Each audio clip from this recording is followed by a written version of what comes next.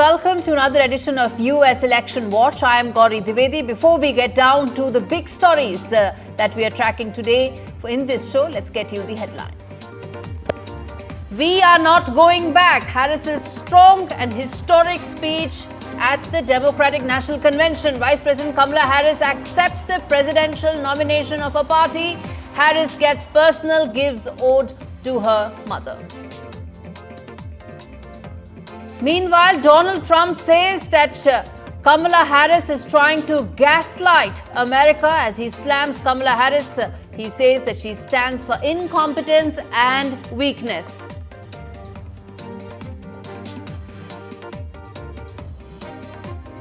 US unveils new sanctions. 400 Russian people have been targeted. US sanctions entities for aiding Russia's war effort.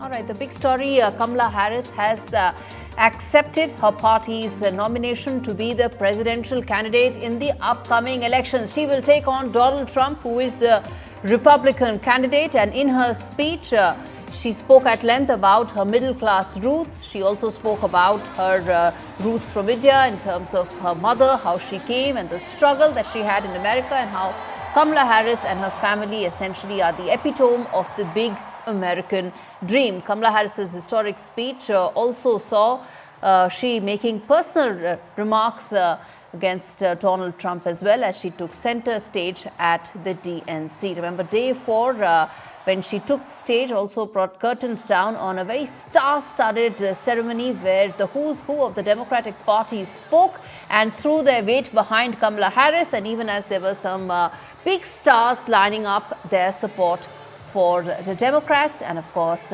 Kamala Harris. Take a look at this report that tells you all that happened at the 4-day convention and, of course, the highlights of Kamala Harris's speech.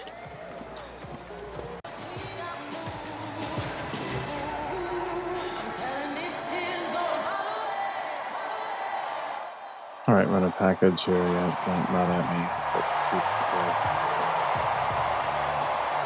For all Americans, you can always trust me to put country above party and self. At about 35 minutes, Harris's speech was scarcely a third the length of that delivered by Donald Trump at the conclusion of last month's Republican convention. She opened her speech by talking about her family. She spoke about the lessons her mum taught her, including to never do anything half-assed. She taught us to never complain about injustice, but do something about it. Do something about it. That was my mother. And she taught us, and she also taught us, and never do anything half-assed. And that is a direct quote. My mother had another lesson she used to teach. Never let anyone tell you who you are. You show them who you are. Harris also offered up a simple rejoinder to Republicans who have supported abortion bans. She also alluded to how much further Trump allies hope to restrict not only abortion rights, but also some forms of contraception and fertility treatments. Simply put, they are out of their minds. And let's be clear about how we got here.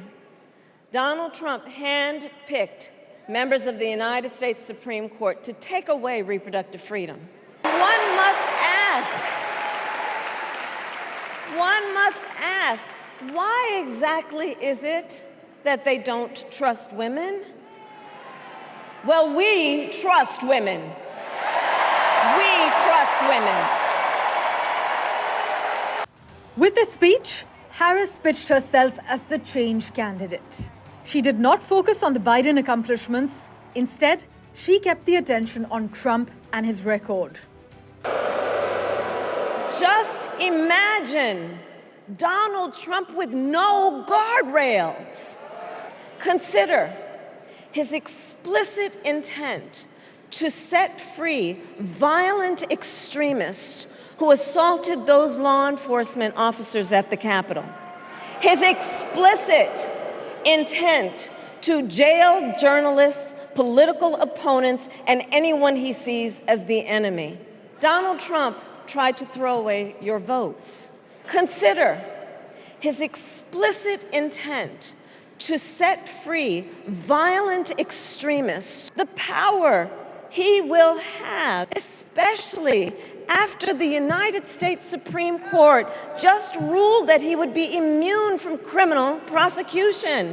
We are not going back to when Donald Trump tried to cut Social Security and Medicare. We are not going to let him eliminate the Department of Education that funds our public schools. America, we are not going back. Meanwhile, she also spoke about Israel's war in Gaza. Harris's pledge that now is the time to get a ceasefire deal done is not new, but her emphasis on it this time and a strenuous pledge to stand by Israel's right to self-defense, experts say, is a balancing act. What has happened in Gaza over the past 10 months is devastating. I will always ensure Israel has the ability to defend itself. Harris's campaign is barely 3 weeks old, but her slogan, "We are not going back," seems universally recognizable among Democrats. But it's interesting that Harris is not offering a path forward that's wildly different from what Biden had promised. He promised to be a uniter, he promised to build up the middle class, he promised to protect democracy from Trump. Many promises remain unfulfilled, but it is remarkable how Democrats are willing to accept similar ideas just from a very different candidate. Let us write the next great chapter in the most extraordinary story ever told. Harris accomplished everything she wanted to in that speech. However, what matters is not what the delegates in that hall thought, but how she was viewed by the sliver of swing voters watching in a handful of battleground states. And that won't become clear for weeks, but the next big moment is her debate with Donald Trump on the 10th of September. Parmeshwar Bava for NDTV. All right, 10th of September is when the next debate will take place between the two candidates. Let's get in Kane Faraba, who's been tracking the Democratic National Convention very closely, joining us live. He's a reporter for Voice of America. Kane, you've been seeing the entire 4-day event. You've seen the vibes that come in from there, a very excited, jubilant crowd. But what happens now going forward? Because now is when the actual work begins for Kamala Harris, doesn't it? Yes, this is the proverbial where the rubber meets the road. This is the opportunity now for both of the candidates, former President Donald Trump, the Republican nominee, and now Vice President Kamala Harris, to fan out across the country and take the message that they have to the voters directly through a series of campaign events. And it's important to get this started and start doing this immediately, because while we often think that Election Day, which is November 5th this year, it's in November typically in America, the problem is that early balloting or early voting actually starts to take place in just a few weeks in states like Pennsylvania. That means that voters can mail in their votes or cast absentee ballots starting as early, I think, as September 17th. So the window to get the messages out to the voters is narrow. It's got to happen. We're talking now not a matter of months until the election. It's actually really days. There's less than 80 days ahead for them to be able to get out there and get that message across to voters. So what you'll probably see now, and I think that your reporter alluded to that, is this anticipation of what's going to happen in the debates, not just the debates between Vice President Kamala Harris and Donald Trump, but also between the vice presidential candidates. Their debates will also take place. And so I think not only is that an opportunity to get the message out, but it's also an opportunity for voters to get to know all of these candidates a little bit better. And certainly for the Democrats, and also at least in the part of the vice presidential pick for the Republicans, these are relatively unknown candidates to a large part of the American public. Kamala Harris has been vice president since 2020. She is relatively known. Her vice presidential pick, Tim Walz, is a governor in the Midwestern state of Minnesota. Outside of his state, he's not too well known, at least until this week. Ohio Senator J.D. Vance, also a relative unknown. So really, aside from Republican nominee, former President Donald Trump, the rest of the other three people on these tickets aren't as well known to Americans as he is. And so this is the opportunity for the rest of them to become better known to American voters. I was coming to just that this was a convention that pretty much introduced Tim Walz to the American public at large. And just less than 4 weeks to go when the postal ballots can start coming in, and Pennsylvania is such a crucial state. How do you see the contest between the two vice presidential candidates as well? I know it's not the main theme, it's a sideshow, but nevertheless, it's equally important. Yes, and the candidates are very different. However, they're both also at least disadvantaged, as I just mentioned, because they don't have the notoriety or the public fame that former President Donald Trump has. Even before Trump was in the White House, he was obviously a businessman in New York and a reality TV show host, personality. And so, he's a known quantity. These gentlemen are not known quantities. And so they have to probably get out there. I'm sure we're going to see a lot of them on the campaign trail. We're going to see them probably hosting town halls. They're going to be meeting with voters. But they're also going to have a debate between the two of them. And I think there's going to be a lot of people that are watching that debate, maybe just even as much as watching the presidential nominee debates. And I think, again, too, it's an opportunity not just for them to sort of spar with each other and exchange ideas or try to convince voters about why their ideas are better than the other ones, but it's also an opportunity to get their personal biography out there more. It's an opportunity for them to explain how their background suits them to be in a position such as the vice presidency. And it also provides, a little bit more of intrigue and interest into the ticket that voters have to decide when it comes time to cast that ballot. Absolutely. Kane Faraba, thanks much for speaking to me on U.S. Election Watch. We're going to keep coming back to you as we track this election closely. Thanks much. Now, moving on, staying with Harris's speech, Donald Trump slammed Kamala Harris's speech on Truth Social, which is his platform, and where he went on to say that she hasn't done anything for the last 3 years. That's been one of the biggest attacks and a recurring attack from Donald Trump's campaign, which has been that Kamala Harris doesn't need to wait till she becomes president. She's still the vice president right now, and she can do a lot more than what she's promising to do later on. Take a look at this report that tells exactly where all Donald Trump's campaign punctured holes into Kamala Harris's speech. Fellow Americans, this election is not only the most important of our lives, it is one of the most important in the life of our nation. As Kamala Harris made her pitch for one of the most powerful jobs in the world, she was getting slammed by someone who has already occupied that chair in the recent past. During Harris's roughly 40-minute speech, during which she spoke at length about her family and middle-class upbringing, Trump posted on his Truth Social account around 37 times, alleging that she broke the middle class. Harris blamed Trump for the bipartisan border bill that was struck down by Republicans in the Senate earlier this year, which she called the strongest border bill in decades. Trump responded by saying that Kamala is complaining about everything but doing nothing. Tim Walz. From Kamala and her running mate Tim Walz to former US President Bill Clinton, the Democrats' National Convention took innumerable jibes at Trump during the week. On the other hand, Trump reserved most of his commentary for Kamala on the final day. With Vishal Vivek, Bureau Report for NDTV World. All right, taking this forward, have with me Nish Acharya, former advisor to Biden administration, as well as Anand Ahuja, who is a New York-based attorney, vice president of the Indian Americans for Trump. So essentially covering the two sides of the election here, really, essentially the two sides of the discussion. Let me start with you, Nish, because this was the DNC that came to a conclusion with, of course, Kamala Harris and her speech. Everybody says she's now got to roll up her sleeves and needs to get down to doing work immediately, specifically put out her policy agenda in clear terms.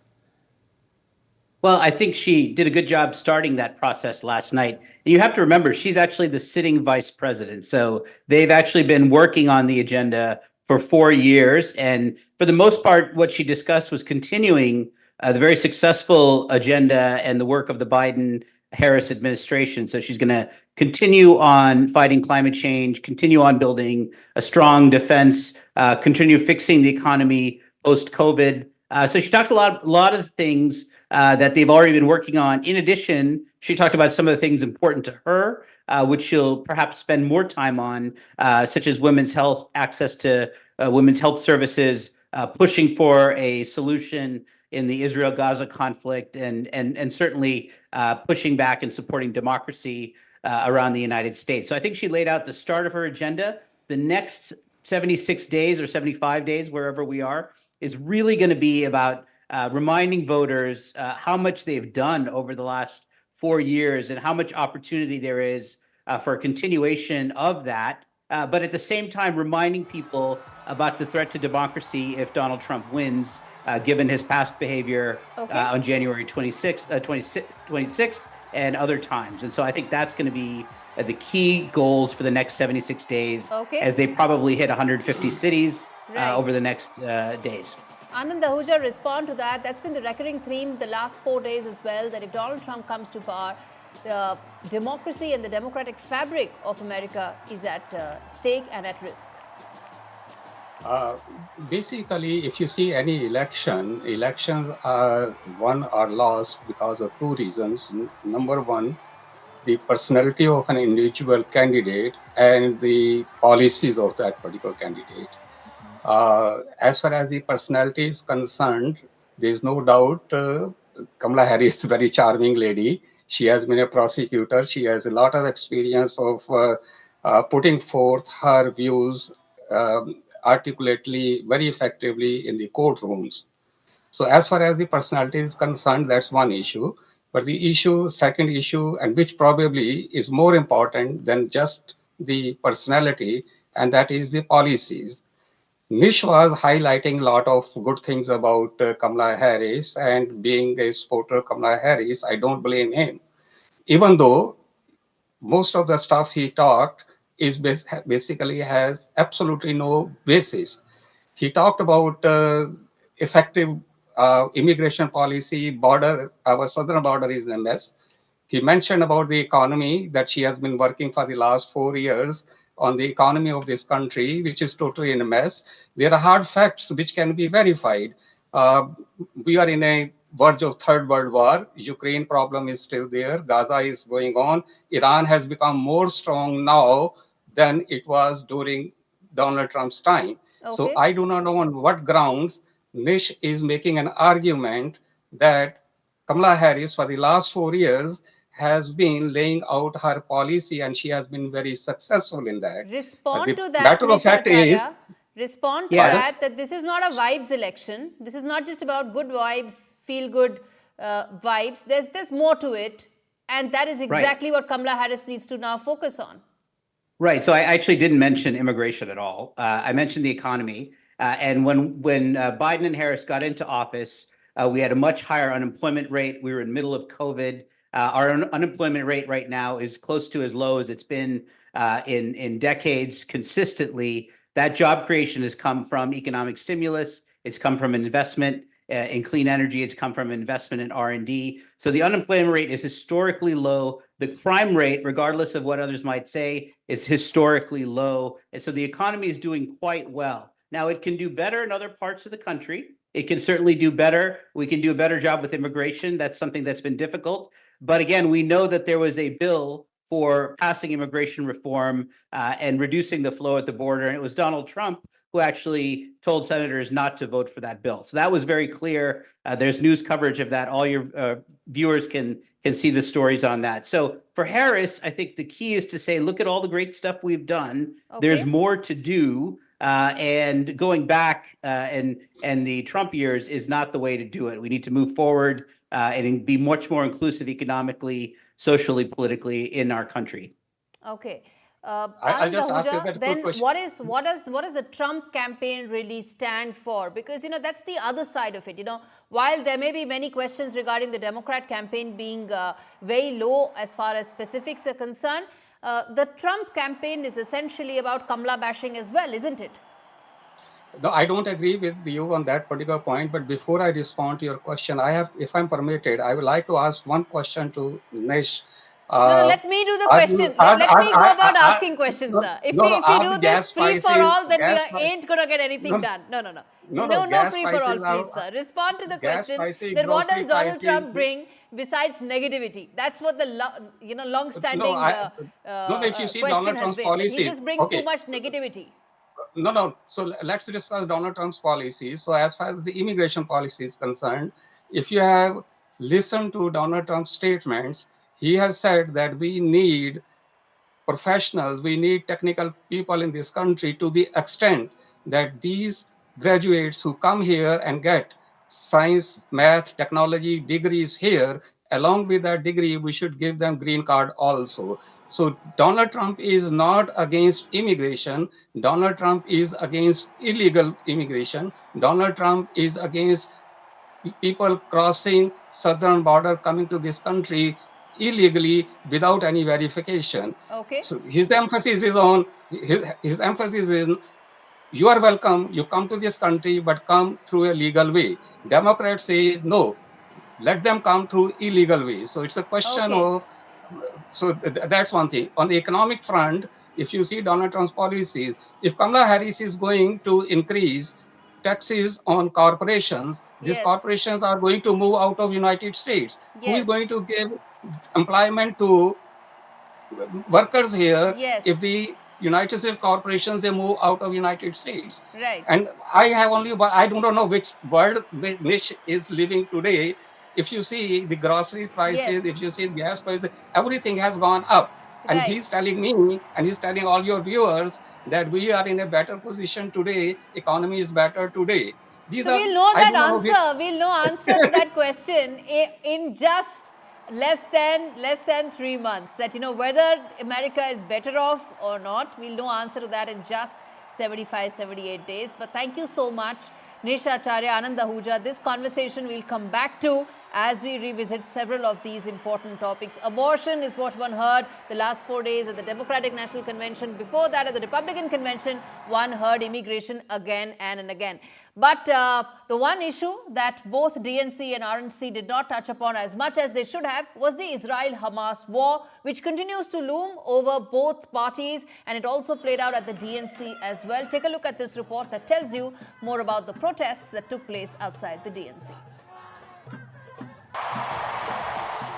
As the party bigwigs hopped on to the Democratic National Convention stage in Chicago to deafening cheers, the buzz outside was quite contrary on all the 4 days of the convention. Thousands of pro-Palestinian protesters gathered outside the venue throughout the week, demanding systemic change of policy regarding the Israel-Hamas war that has killed more than 40,000 people so far, most of them civilians. I'm sure some people believe that. Me personally, I'm of the opinion that we need more of a systemic change. There's definitely a concern that I feel Kamala Harris has not voiced any significant concerns about Palestine. She will continue. It seems like she'll continue the same exact policies Biden has, and really, that's not what we want. We want an end to the genocide. While others say that both the parties in the US have continued to fund Israel.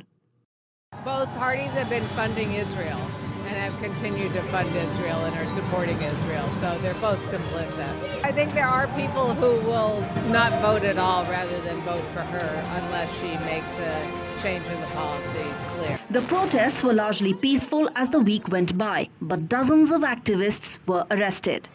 The topic of Israel-Hamas war was largely avoided during the DNC this week, but Kamala Harris spoke about it in her big speech. The protesters had demanded that Democrats allow a Palestinian to speak at the convention, but that request was rejected. As attendees came out of the DNC on the final day, pro-Palestinian protesters shouted slogans, calling for the Democratic Party to do more to end the war in Gaza. With Vishal Vivek, Gauri Dwivedi for NDTV. Israel-Hamas war is something that both parties and both candidates would have to speak up more on. But as we come to an end of this episode of US Election Watch, let's take a look at Kamala Harris's background. Remember, she is half Indian on her mother's side, and on your screens are some images of her childhood and also about her mother. Kamala Harris's mother, Shamala Gopalan, who was a biomedical scientist and a breast cancer researcher. She immigrated to America in 1958 at the age of 19, as I said, typically embracing an epitome of the big American dream. She was a social activist in California during the 1960s and was a very significant influence on Kamala Harris's life. Shamala Gopalan also studied at the Lady Irwin College in New Delhi. On your screens are some of those images from Kamala Harris's childhood. All right, with that, it's a wrap on this edition of US Election Watch. Thanks so much for watching.